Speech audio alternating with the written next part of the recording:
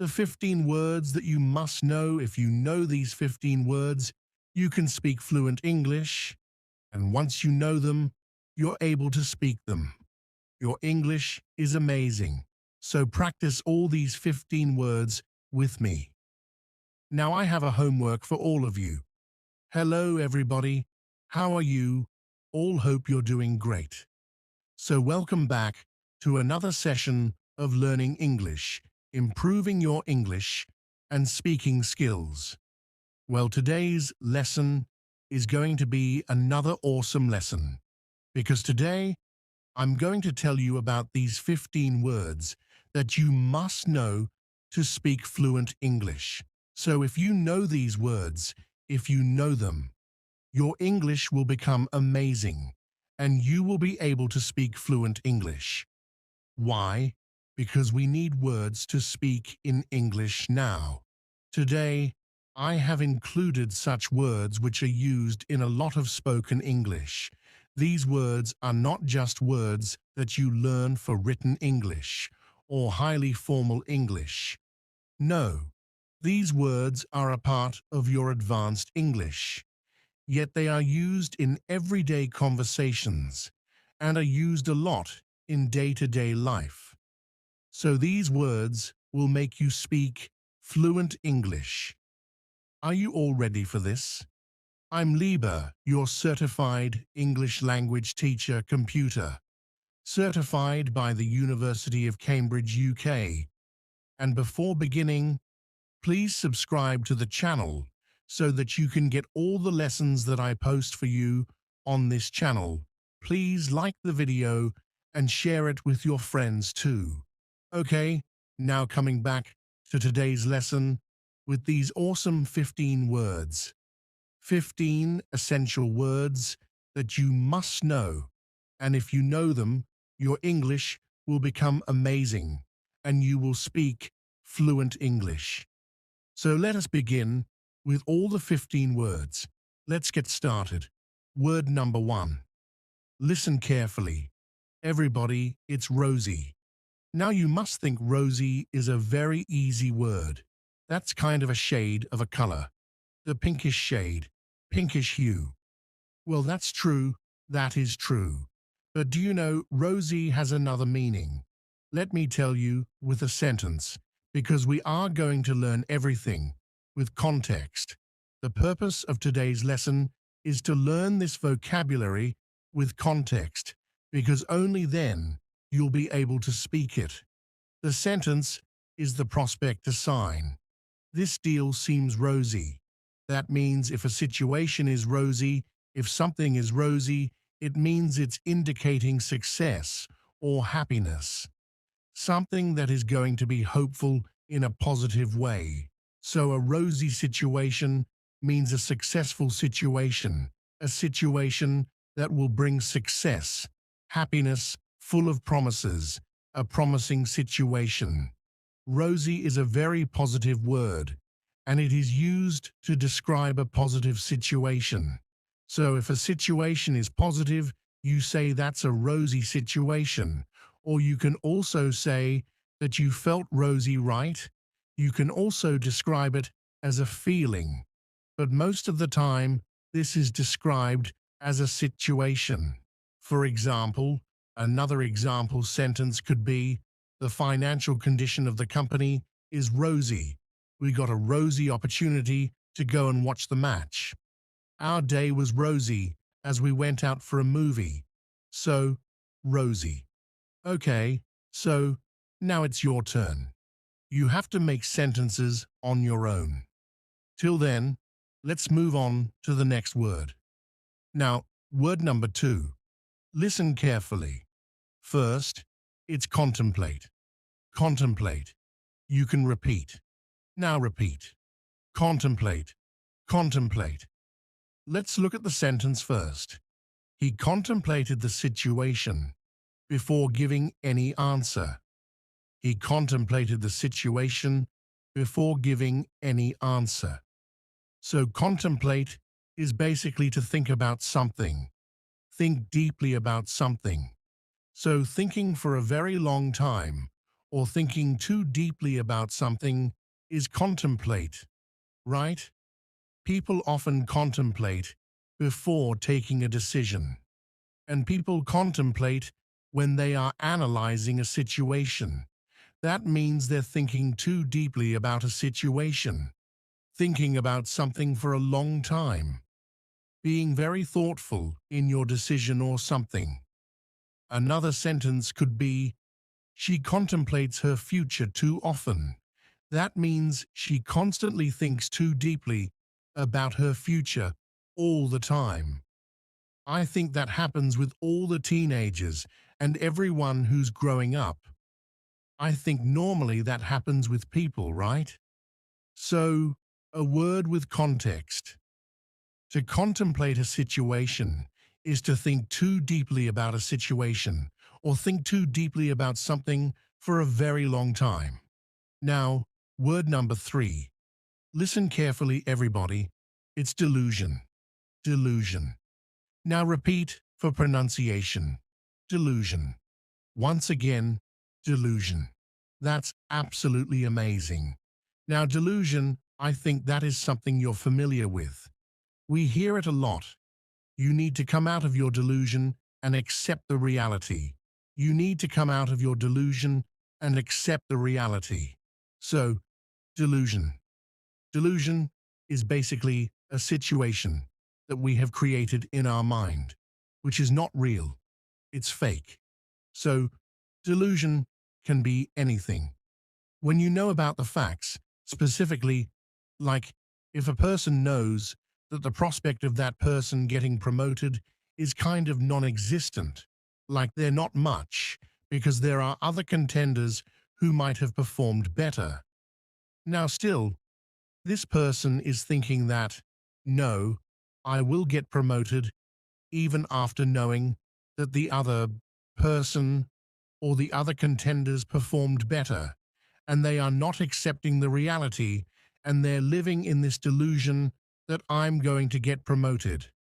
That is kind of delusion. That you know about the facts, still, you want to live in that fantasy or the fake world that you have created. That is delusion. So, yeah, you can use this word now correctly. That is delusion. Another sentence could be, he's being delusional to think that he's going to get promoted. He will get promoted. He's being delusional to think that he will get promoted. So, delusional is basically kind of an adjective you're using, and delusion is the noun. Same word, but different versions. So we know that we can use a word in many different ways. Delusion, delusional, when you don't want to accept the reality. So that is the word. Now, word number 4. Listen carefully, everybody. Blemish. Repeat after me. Blemish. Yes, once again, blemish. Excellent. Now, blemish. For that, you need to hear the sentence, there was no blemish on her beautiful white dress. There was no blemish on her beautiful white dress. Now, blemish on a white dress means a mark or a spot. So blemish is basically to spoil an appearance by a spot or a mark that spoils the appearance of something. So a blemish can be the spot of an ink on the white dress. It can be the spot of something that you eat, or it might have fallen down. So, there was no blemish on her beautiful white dress means it was not spoiled, without any mark, without any spot. So blemish is like a spot in the appearance. Blemish is also used for situations. For example, a particular situation is spoiled by a particular action. You can say, it's blemished.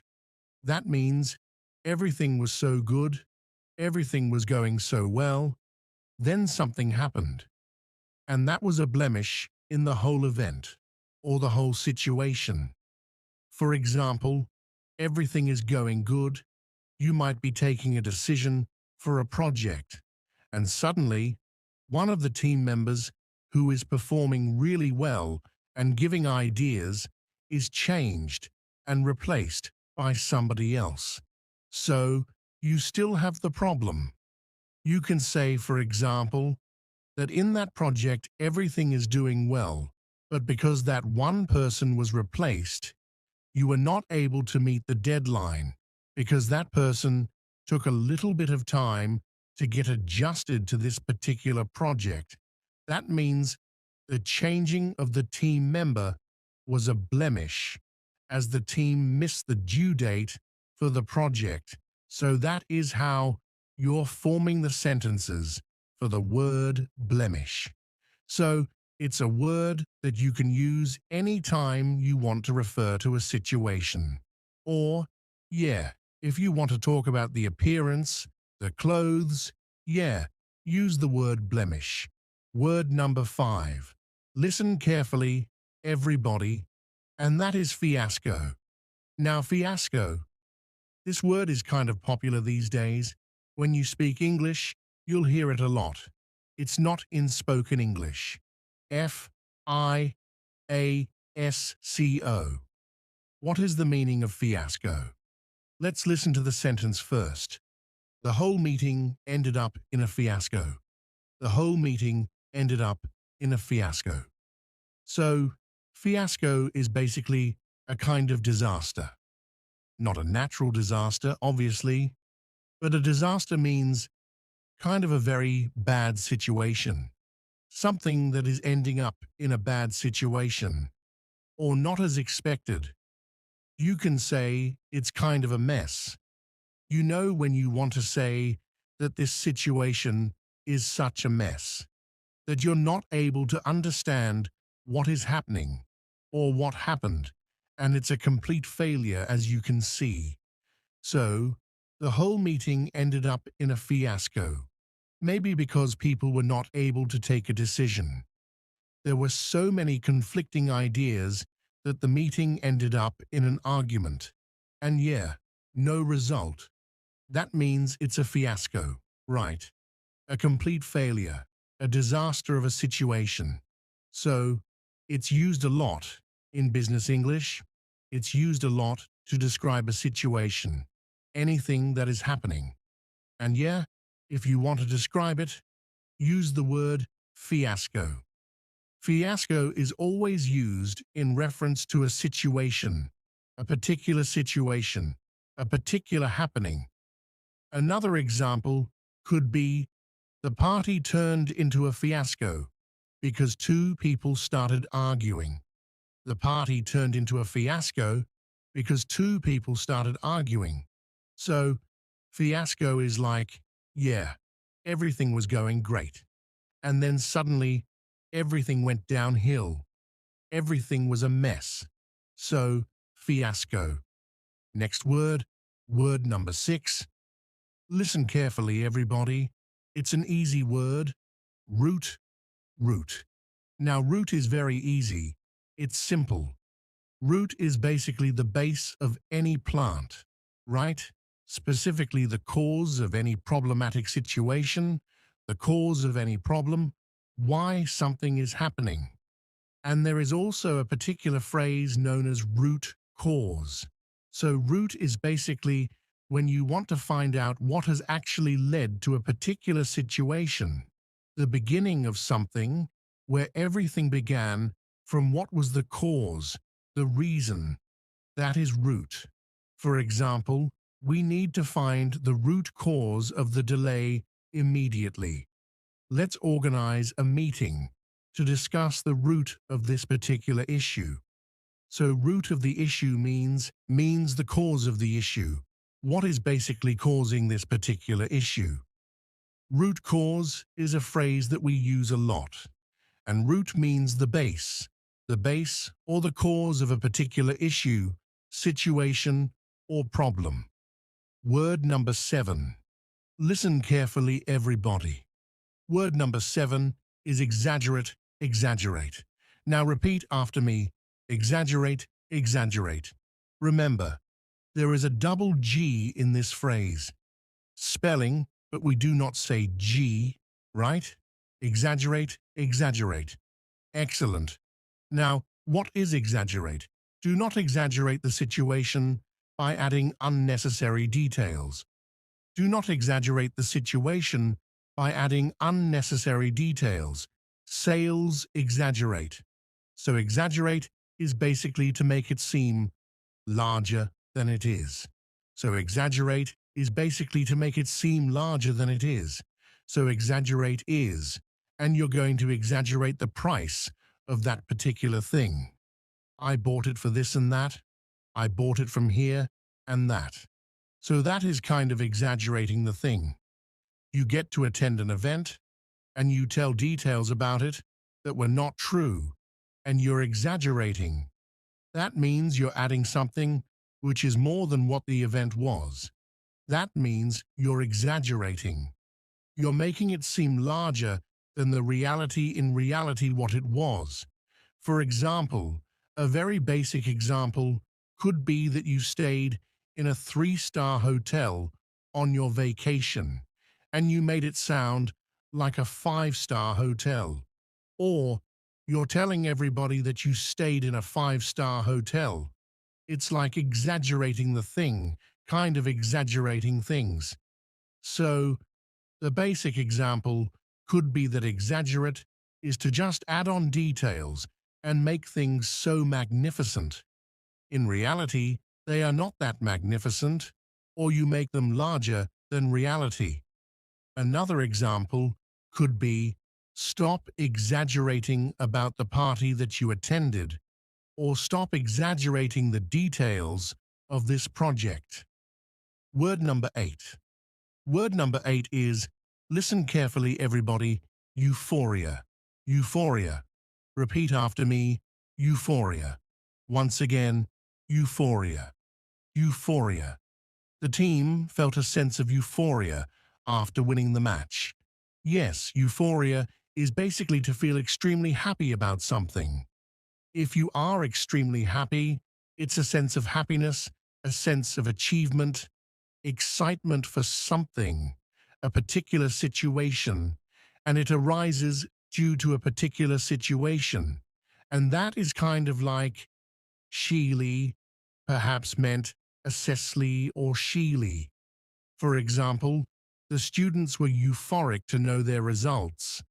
My friend was caught up in euphoria after getting admission into her dream college. So, euphoria is basically that sense of extreme happiness that you experience because you've achieved something great. So, it produces from a moment of greatness. For example, winning a match is basically a big deal. Getting admission into your dream college is a big deal. Getting great results after an exam is a big deal. So, all these situations can be described as euphoric situations, where you experience extreme happiness, a feeling of being elated, like feeling like you're at the top of the world. That kind of feeling, that is euphoria. Word number 9, listen to it carefully, everybody. Feudal, now repeat after me, feudal, feudal, feudal. All her efforts to make the project were futile as it rained heavily the next day. So all her efforts to make a great science project were futile because it rained heavily the next day. Futile means useless. Futile means that whatever you have done, it's useless, not of any use. So, futile, your efforts for this project will become futile if you do not add more members to your team. That means use less. If you don't submit this assignment on the deadline, your assignment will become futile. So, the assignment is going to be futile because the teacher might not accept the assignment after the due date, after the end date, and hence the assignment is futile. No use of the assignment after that. So, futile is something that has become useless, or a situation that is useless, efforts that are useless. Sentence number 10. Listen carefully, everybody. Inevitable. Inevitable. Repeat after me. Inevitable. The inevitable appointment of the new CEO was an inevitable decision. I wanted to speak English well, though I wanted to be fluent, but I was shy and made many mistakes. One day, a teacher said to me, "You can be fluent if you practice every day." This sentence changed my life. When you want something, you must work for it. If fluency does not come in one day, it is like planting a tree. You put the seed in the ground, water it, and give it sunshine. Every day, you care for it. And then one day, the tree grows big and strong. The same is true for fluency. One day, a student came to me. She was very sad. She said, "Teacher, I want to speak English, but I always forget the words." I smiled and said, "Do not worry. Fluency is not about fluency. It is about remembering all the words. It is about practice." She looked at me with hope in her eyes. "But how can I practice?" she asked. I told her, "Practice is everywhere. You can practice by talking to your friends, by listening to stories, by singing songs. You can practice every moment of the day. I remember when I was in school. I loved stories. I would listen to them every night. My teacher would was, and I would repeat the words. At first, I was slow, but with time, I became faster. I learned new words, and my confidence grew." Another student asked me, "Teacher, is fluency only about speaking fast?" I said no. Fluency is about speaking clearly. It is about making others understand you. You do not have to speak quickly. You have to speak with confidence. There was once a boy in my class who spoke very fast, but no one understood him. Could I told him, "Slow down, speak clearly, use simple words." He listened, and soon everyone could understand him.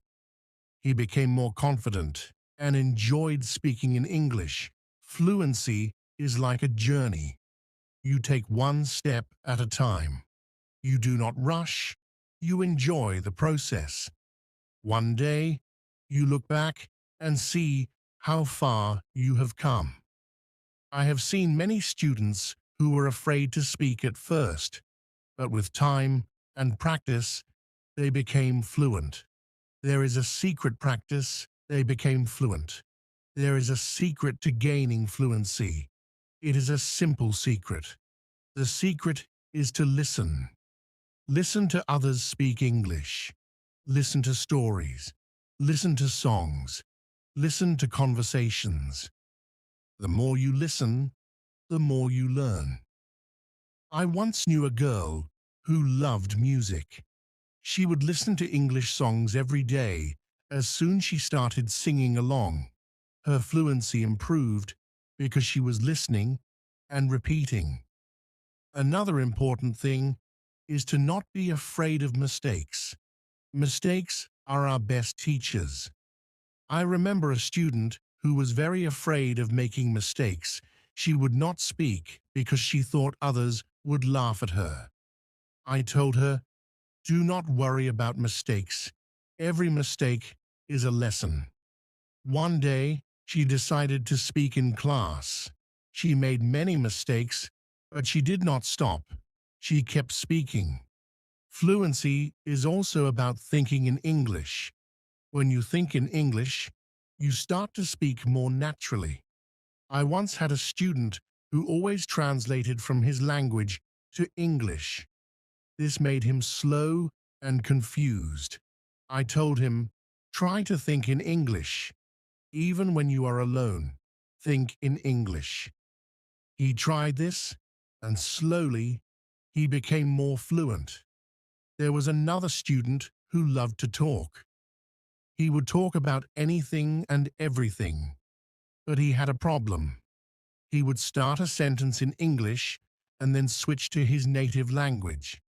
I told him, "Try to stay in English. Even if you don't know a word, try to explain it in English. This helped him stay focused, and soon he was speaking only in English. Reading is another way to gain fluency. When you read, you see how sentences are formed. You learn new words. I remember when I was learning English, I would read simple books. Every time I found a new word, I would write it down. Then I would try to use it in a sentence. This helped me remember the words and use them when I spoke. One day, a student came to me with a book. She said, "Teacher, I read this book, but I did not understand everything." I told her, "That is okay. The more you read, the more you will understand." She continued to read every day. After some time, she came to me and said, "Now I understand much more."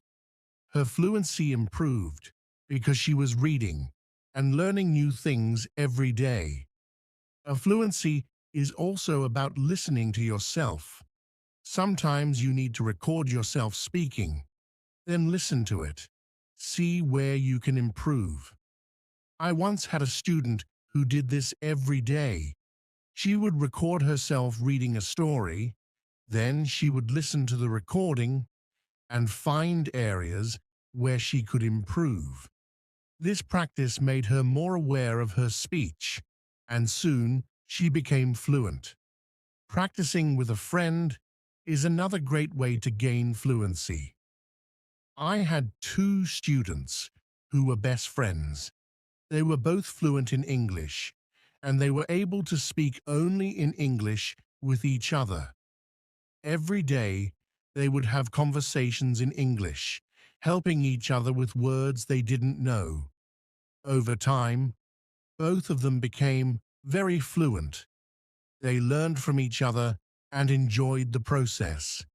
Fluency also comes from using the language in real-life situations. When you go to the market, try to speak in English. When you are with friends, try to use English.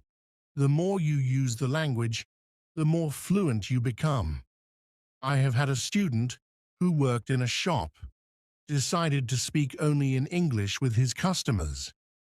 At first it was difficult, but with time he became more confident and fluent.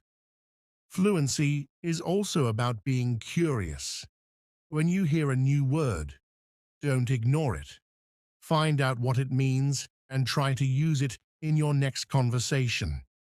I remember a student who was very curious. Every time he heard a new word, he would ask me what it meant. Then he would try to use that word as much as possible. His vocabulary grew, and so did his fluency. It is also important to have a goal. Ask yourself, why do I want to be fluent in English? When you have a clear goal, you are more motivated. I knew a student who wanted to travel to an English-speaking country. This was her goal. Every day, she practiced speaking English because she wanted to be ready for her trip. Her goal kept her motivated, and she became fluent before she traveled. He would watch one movie every night. At first, he used subtitles, but after a while, he started watching without them. He enjoyed the movies, and at the same time, he was improving his fluency. Fluency is about repetition. The more you repeat, the better you become. I remember a student who loved to repeat sentences. He would hear something in class and then say it over and over again. This helped him remember the sentences, and soon he was using them in his daily conversations. Speaking with different people also helps with fluency. Every person has a different way of speaking. When you talk to different people, you learn different styles of speaking. I once had a student who was very shy. He only spoke to me. I encouraged him to speak to other students. At first, he was nervous, but with time, he became more comfortable. He learned new ways of expressing himself, and his fluency improved. Sometimes it is good to practice speaking about topics you love. When you talk about something you enjoy, you are more passionate, and the words come more easily. I had a student who loved football. Every day, he would talk to me about football. This helped him become more fluent because he was speaking about something he was excited about. Fluency also comes from understanding that it's okay to not know everything. Sometimes you may not know a word, and that is okay. Try to explain it in another way. I had a student who always wanted to know the exact word for everything. If he didn't know the word, he would stop speaking. I told him, if you don't know the word, try to describe it. This helped him keep the conversation going, even when he didn't know the exact word. A student once asked me, "Teacher, how long will it take to become fluent?" I told him, it depends on how much you practice. Some people become fluent in a few months, while for others, it takes longer. But the important thing is to keep going. Do not stop. This student practiced every day and soon saw progress. Sometimes it is helpful to practice in front of a mirror. When you see yourself speaking, you become more aware of your expressions and gestures. I had a student who was very shy. She did not like to speak in front of. I told her to practice in front of a mirror. This helped her become more confident, and soon she was speaking more fluently. Another student asked me, "Teacher, what should I do if I forget a word while speaking?" I told him, do not stop. Keep talking. Sometimes the word will come to you later. If not, use another word. This helped him stay calm when speaking, and he didn't worry about forgetting words. It is also important to take breaks sometimes. Your brain needs rest after a long day of practice. It is good to relax. I knew a student who practiced all the time. She became very tired and started to feel frustrated. I told her, take a break, relax, come back tomorrow with a fresh mind. After taking breaks, she felt better, and her fluency continued to improve. Fluency is also about using the language in creative ways. You can write a short story, sing a song, or even make a video. I had a student who loved to write. She would write short stories in English every day. This helped her practice new words and sentences. Soon she started reading her stories aloud, and her fluency improved. Another way to practice is by teaching others. When you teach, you learn even more. I had a student who was very fluent. She decided to help her friends who were not as fluent. Words and practice speaking with them. This not only helped her friends, but also made her even more fluent. Sometimes it helps to have a routine. Set a time every day to practice speaking English. I had a student who would practice every morning for 30 minutes. This was his routine. I kept going. Slowly, I got better. I learned more and more. So, always remember to be patient. You will get there, step by step. Now let's talk about using a dictionary. Is your friend. It helps you understand new words. When you find a word you don't know, look it up. Learn what it means. Learn how to say it, and then try to use it in a sentence. I used to carry a small dictionary with me. Every time I heard a new word, I looked it up. Then I tried to use it. This helped me learn many new words. So, always have a dictionary with you. It will help you a lot. Another good tip is to play games in English. Games are fun. They help you learn without feeling like you are studying. There are many games that teach you English. You can play word games, puzzles, or even quiz games. When I was learning, I played a word game with my friends. We had to find as many words as we could. Be hard at first, but it helps a lot. When you think in English, you practice your skills. You learn to use the words you know, and you also learn to make sentences quickly. I started thinking in English when I was learning. At first, it was hard. I had to translate everything in my head, but slowly it became easier. I started thinking in English without even trying. So, try to think in English. It will help you get better. Another tip is to set goals. Goals help you stay focused. They give you something to work towards. Start with small goals. For example, learn 5 new words each day. Read 1 page of a book every day. As you reach your goals, you will feel proud.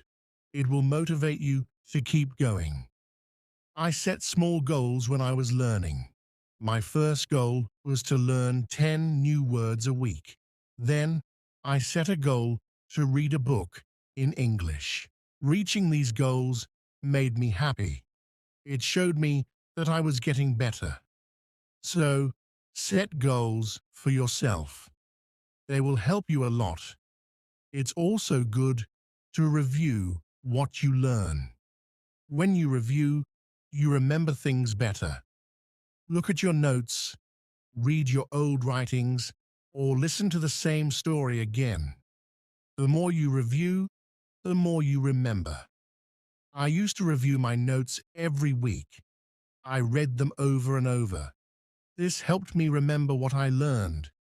It also helped me see how much I had improved. So take time to review. It will help you a lot.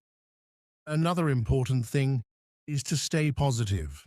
Learning a new language can be hard, but if you stay positive, it becomes easier.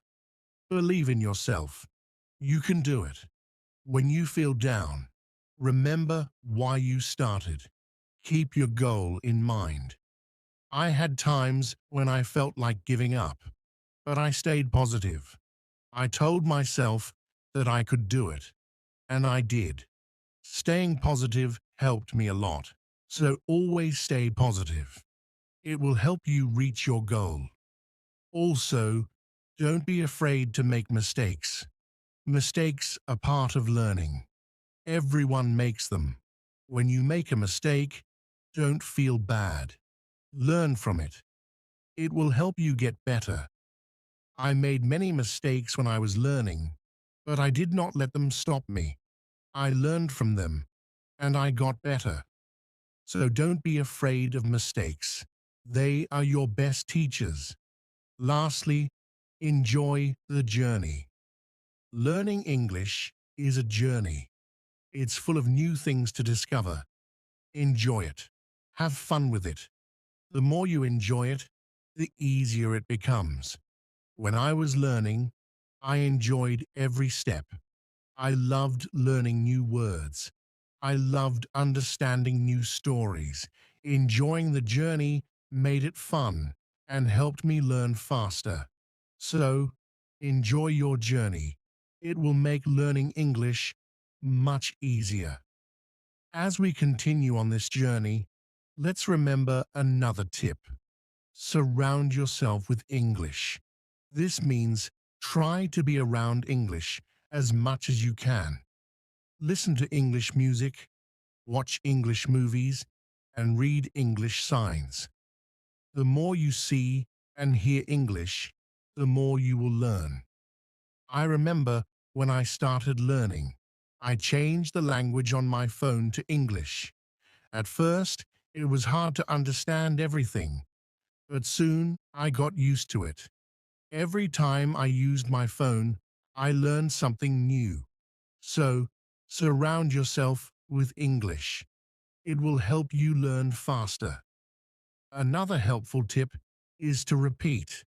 Repetition is very important when learning a new language.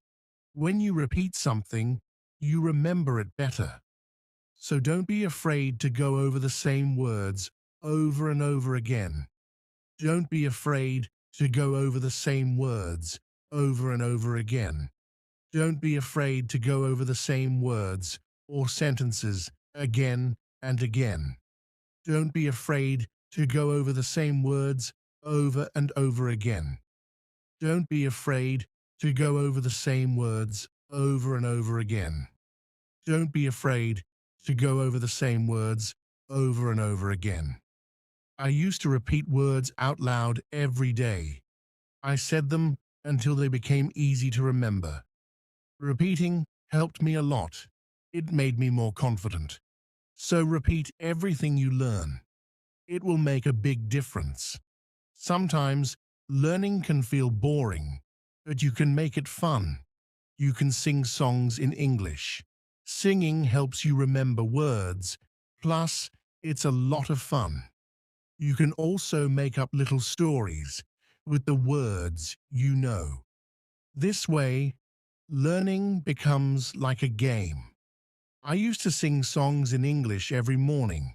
It made me happy and ready to learn more. Sometimes I made up funny stories. Sometimes I made up funny stories with my new words. This made enjoyable. Was scared. I wanted to help them.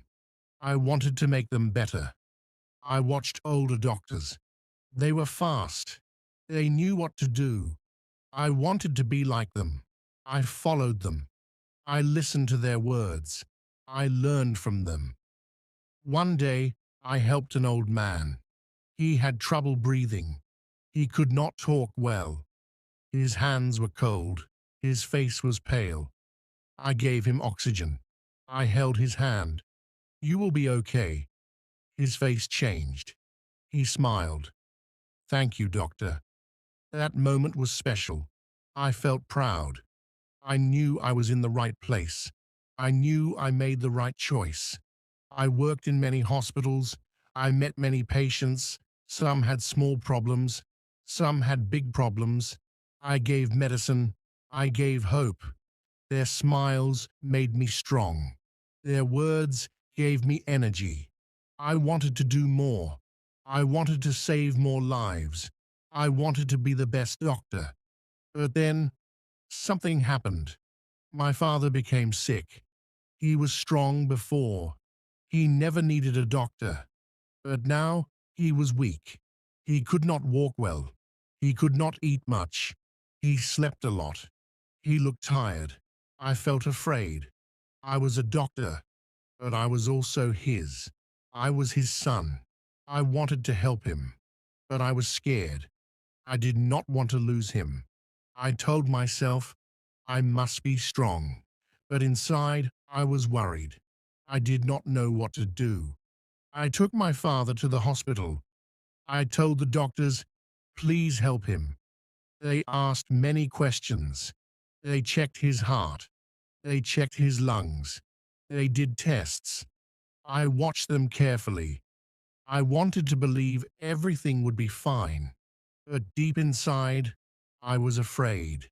I had seen many sick people. I had helped many patients, but this was different. This was my father. Days passed. My father stayed in the hospital. I sat beside him. I held his hand. He looked at me and smiled. He said, "Do not worry." But I could see the pain in his eyes. He was weak. He could not eat much. He spoke slowly. I wanted to do something. I wanted to make him strong again.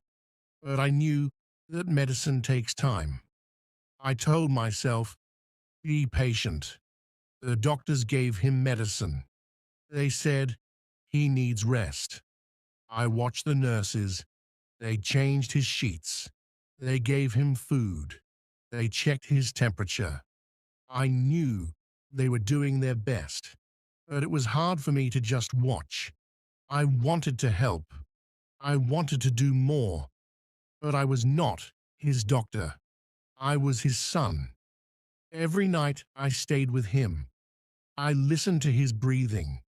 I checked his pulse. I watched the machines. I knew what the doctor was doing. I knew what the numbers meant. I knew what the medicine did, but I still felt helpless. I thought about my patients. I thought about the people I had saved. I had always felt strong. I had always known what to do. But now I was not sure. One day my father looked at me. "You are a good doctor." His voice was soft. His eyes were warm. I smiled, but inside I felt pain. I wanted to hear him say, "I feel better." But he did not say that. He just looked at me with love. I held his hand. I said, "You will be fine." I wanted to believe my own words. I wanted to be sure. More days passed. My father stayed in bed. He was tired. He slept a lot. He was tired. Sometimes he did not talk much. I brought him books. I told him stories. I wanted to make him happy. I wanted to make him laugh. But I saw the worry in his eyes, and I was trying to be strong for him.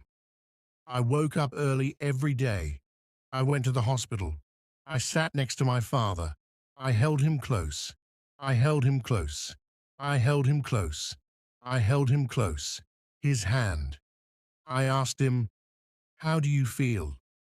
He always said, "I don't know." His hands were cold. His face looked tired.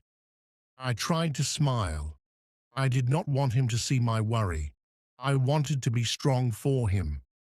The doctors came to check on him. They looked at the test results. They spoke in low voices. I listened carefully. They said, "He needs more time."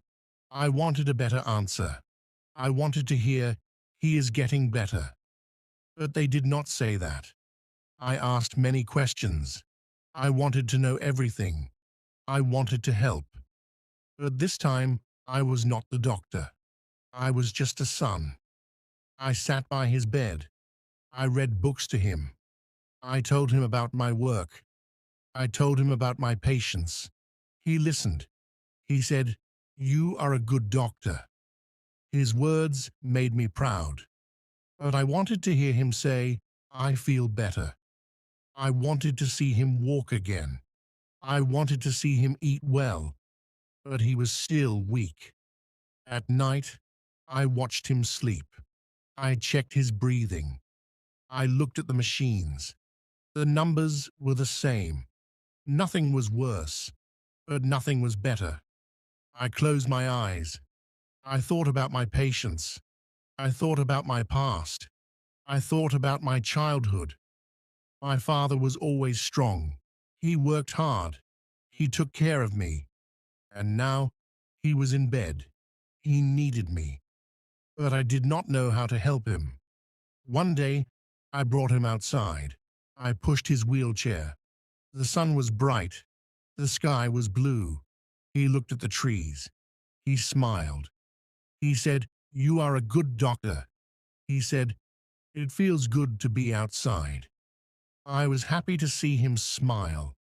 I wanted him to feel normal again. I wanted him to believe that he could be strong again. I said, "You will walk again soon." He nodded, but his eyes showed doubt. More days passed. He still needed help. He still needed medicine, but I did not give up. I stayed with him. I talked to him. I helped him eat. I told myself he will get better. I wanted to believe it. I had to believe it. I was a doctor. I had saved so many lives. And now I needed to save his. Every morning I sat beside my father. I watched him wake up slowly. I watched him wake up slowly. He moved his hands carefully. He looked at me and smiled. I asked, "Did you sleep well?" He always said yes, but I knew he did not sleep well. He woke up many times during the night. He coughed. He turned in bed. He was uncomfortable, but he did not complain. He did not want me to worry. The nurses came to check him. They asked him questions. They gave him medicine. They wrote notes in their papers. I watched them. I wanted to know every detail. I wanted to understand his progress. I wanted to understand his progress. They said, "He is stable." I wanted to hear more. I wanted to hear he is getting better. I wanted to hear he is getting better. But they did not say that. I tried to stay positive. I tried to be patient. In the afternoon, he died again. The air was fresh. The sun was warm. He looked at the flowers in the garden. He said, "It is beautiful here." I smiled. I wanted him to enjoy the moment. I wanted him to feel happy. I pushed his wheelchair slowly. I pushed his wheelchair slowly. I talked to him. I told him stories from the hospital. He listened. He laughed a little. He loved hearing his laughter. At night, I sat in his room. I watched him eat. He ate very little. I asked, "Do you want more?" He shook his head. I wished I could make him stronger. I wished I could do more, but I knew I had to be patient. I had to wait. I had to believe that time would help him heal. I told myself, he will recover. He looked at me. He said, "You work too hard. You need rest." I smiled. I said, "I am fine," but I knew I was tired. I had not slept well for many days, but I did not care. My father was more important. I wanted to be there for him. I wanted to take care of him, just like he had taken care of me when I was a child. More days passed. I watched him closely. I checked his pulse. I looked at his face. Some days he looked better. Some days he looked tired, but he never gave up. He kept trying, and I stayed with him. I held his hand. I talked to him because I believed he would get better, because I needed him to get better. Days turned into weeks. I spent every moment with my father. I watched his every move. I noticed small changes. Some days he sat up longer. Some days he ate a little more. These small things gave me hope. He is getting better. But I was still afraid. I wanted to see big changes. I wanted to see him walk again. I wanted him to be strong like before. One morning he looked at me and said, "I want to try walking." His voice was soft but determined. I felt a mix of emotions. I was happy, but I was also scared. I knew he was still weak. I did not want him to fall, but I smiled and said, "Okay, let's try." Held his arm. Slowly, he put his feet on the floor. He stood up, shaking. He took one small step, then another. My heart was racing. He was walking. He sat back down after a few steps. He was tired, but he was smiling. I felt tears in my eyes. I said, "You did it." He nodded. "I will try again tomorrow," he said. I held his hand. "Yes, you will," I whispered. At that moment, I felt something change. I felt real hope. For the first time in weeks, I believed he would recover. The doctors saw his progress. They were happy. They said, "He is improving." Those words felt like music to my ears. The nurses smiled at him. They encouraged him. He tried walking every day. He was slow, but he did not stop. He pushed himself. He wanted to be strong again. I admired his courage. He never gave up. One evening, we sat outside. The sky was orange and pink. The air was cool. My father looked at me. He said, "You have taken good care of me." I smiled. "You took care of me first," I said. He laughed softly. He reached for my hand. "I am proud of you," he said. I felt warmth in my heart. Those words meant everything to me. I watched him closely. He still needed rest. He still needed medicine, but he was better. He was better. He was better. He was better. He was better.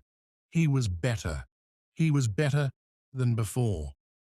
I knew he was on the right path. I knew he would be okay. I told myself, this is why I became a doctor. I wanted to help people. I wanted to give them hope. And now I was giving hope to the person I loved the most. More time passed. My father kept trying.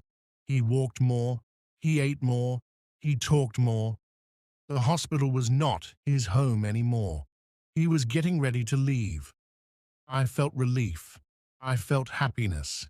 I had spent years saving lives, but this time, saving my father's life meant everything. The day finally came. My father was ready to leave the hospital. The doctor said, "He can go home now." I felt happiness in my heart. I had waited for this moment. I had dreamed about it. My father smiled at me. He was still weak, but he was stronger than before. He said, "Let's go home." Those words felt like magic. They felt like victory. I helped him into the car. He looked outside the window. The city was busy. People walked fast. Cars moved quickly. Life outside the hospital felt different. It felt normal. My father took a deep breath. "Fresh air," he said. I laughed.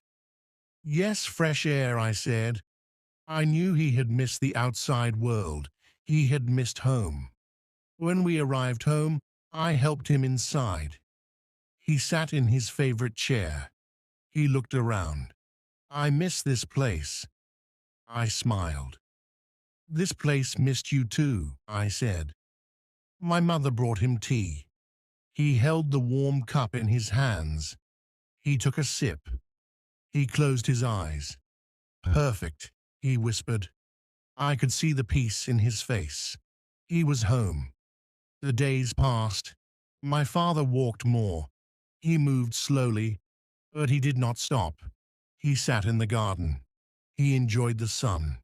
He read books. He listened to music. He talked to my mother. He laughed with me. Every little thing felt special. Every small moment felt important. I watched him carefully. I saw his strength return. One afternoon, he called me. "Come here," he said. I sat next to him. He looked at me with warm eyes. "You have been a great son," he said, "and a great doctor." I felt my heart grow warm. "I just did what you taught me," I said. He smiled. "You saved me," he whispered. I held his hand. "You saved yourself," I said. I thought about my journey. I had saved many lives. I had seen many patients recover. But this was different. This was personal. I had fought for my father's life. I had stayed with him every day. I had believed in him when he was weak, and now he was strong again. I knew I would never forget this experience. More time passed. My father became himself again. He walked without help.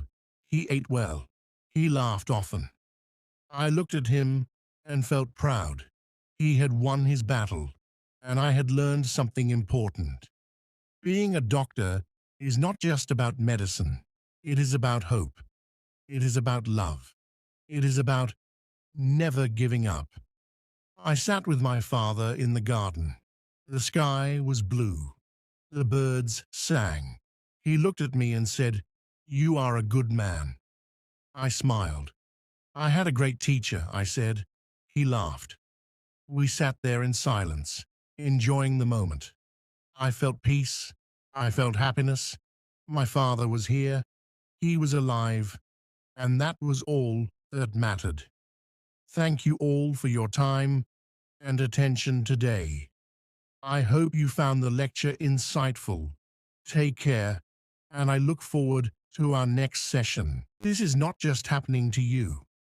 Millions of people around the world are struggling with social media addiction. Even celebrities, billionaires, and successful people have faced this issue. For example, Tom Holland, the famous actor from Spider-Man, once admitted in an interview that he was completely obsessed with social media. He said that every time he posted something, he kept checking his phone again and again to see how many likes and comments he got. And guess what? It made him anxious. It made him insecure. He finally deleted social media from his phone because he realized it was affecting his mental health. But why does this happen? Why do we become addicted to social media?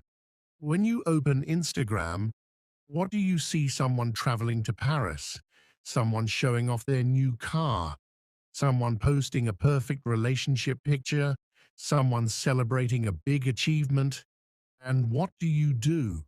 You start comparing your life with them. Why am I not traveling? Why don't I have a new car? Why is my relationship not perfect? Why am I not successful yet? This comparison makes you feel bad about your own life. But here's the truth. Social media is fake. People only show their best moments, not their struggles. They use filters to make everything look better. Even celebrities edit their pictures to look more like themselves. They only show you things that you don't know. More attractive. But your brain doesn't understand this. Your brain believes what it sees. That's why you feel like your life is not good enough.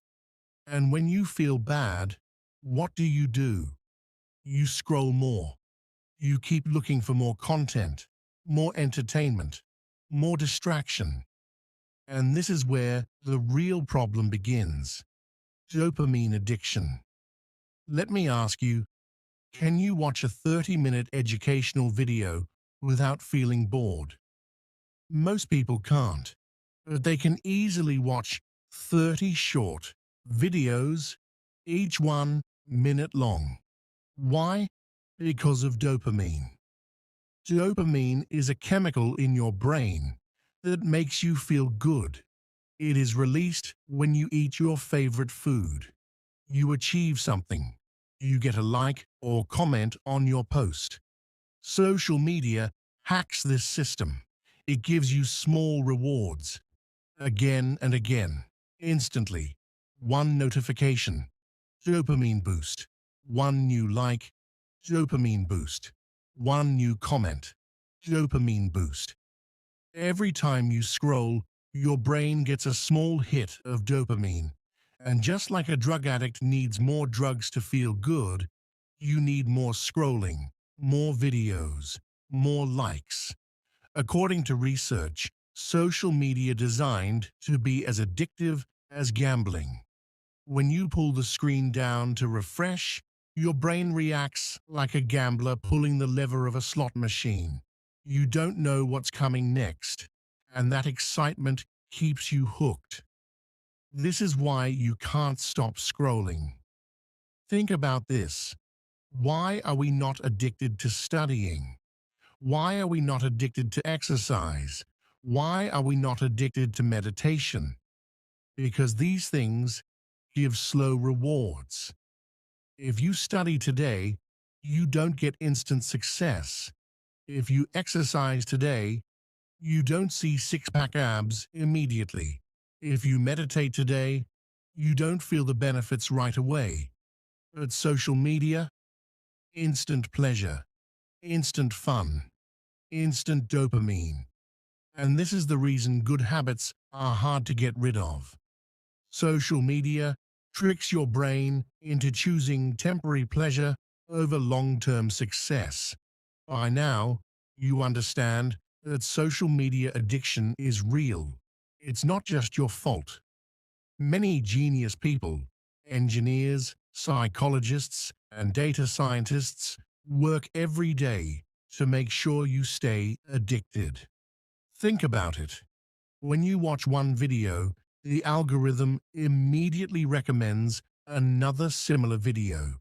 When you like a post, the app shows you more posts just like that.